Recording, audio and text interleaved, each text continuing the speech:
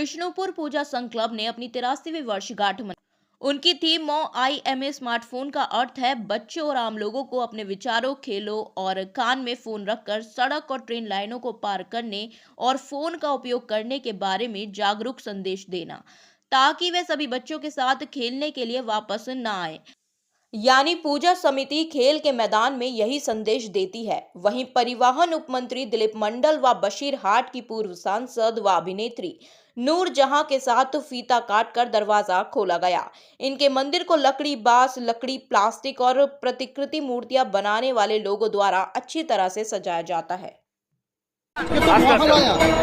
আজকে মহালয়া সেই জায়গা থেকে বিষ্ণুপুরের পূজায় আসলেন, কেমন লাগছে কি বলবেন?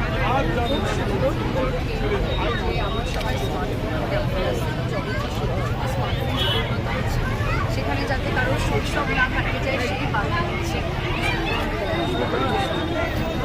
একটা ভালো বার্তা দিচ্ছে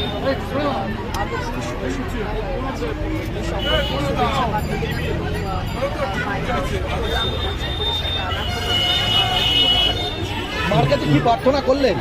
সবাই যেন সুখে শান্তিতে ভালোভাবে পরবর্তীকালে আমরা সবাই যেন এইভাবেই ইউনাইটেড থাকি, অসুবিধাদের না মেনে এবং ভালো থাকি এবং সমস্ত থাকে। আপনাদের কত বছরের পুজো কমিটির নাম কি এবং থিম কি এবার? আমাদের 83তম পুজো, আমাদের বিষ্ণুপুর পূজা সংঘ। আমাদের এবছরের থিমের নাম হচ্ছে মা আমি স্মার্টফোন হব। কি বোঝাতে চাইছেন এটা দিয়ে? এটাই বোঝাতে চাইছি যে আমাদের নিশ্চিত আধুনিক যুগে মোবাইল, ল্যাপটপ তো প্রয়োজন অবশ্যই আছে।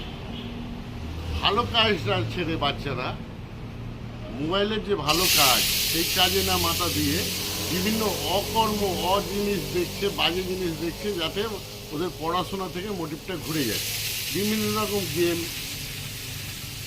তাই আমাদের চিন্তাভাবনার মধ্যে আমি চিন্তাভাবনা করেছি যে এবারে আমরা মোবাইলকে নিয়ে সচেতনতা বাড়াবো। নিশ্চয়ই মোবাইলের ভালো কাজ আছে, কিন্তু যে বাচ্চারা পড়াশোনা থেকে দূরে চলে যাচ্ছে, খেলা থেকে দূরে চলে যাচ্ছে, বাপ মার কাছ থেকে দূরে চলে যাচ্ছে, এই ধরনের জিনিসগুলো তুলে ধরবো। যেমন বাইক চালাতে চালাতে যাতে না মোবাইল ব্যবহার করে, গাড়ি চালাতে চালাতে না মোবাইল ব্যবহার করে, রাস্তা পার হতে হতে না মোবাইল ব্যবহার করে, ট্রেন লাইনটা দেখে সতর্ক পার হওয়া উচিত, যাতে না কানে মোবাইল থাকে। এই ধরনের সচেতন নিয়ে আমরা এবারে। আপনার নাম? আমার নাম সেকেন্দার শেখ। পুজো কমিটির মেন উদ্যোক্তা এবং এই ভাবনাটা আমার নিজেরই।